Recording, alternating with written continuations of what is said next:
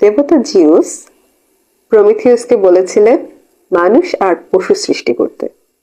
দেখা গেল মানুষের থেকে পশুর সংখ্যা একটু বেশি হয়ে গেছে।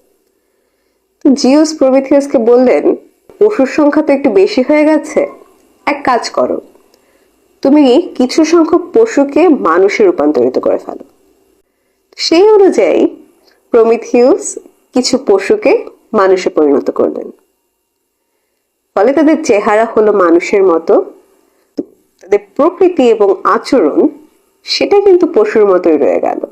এবং পরবর্তীতে তারাই পৃথিবীতে সমস্যা সৃষ্টি করতে শুরু করলো। মানুষের মতো দেখতে হলেও সবাই কিন্তু মানুষ নয়। আমাদের সাথে মানুষরূপী বেশ কিছু পশুও বসবাস করে।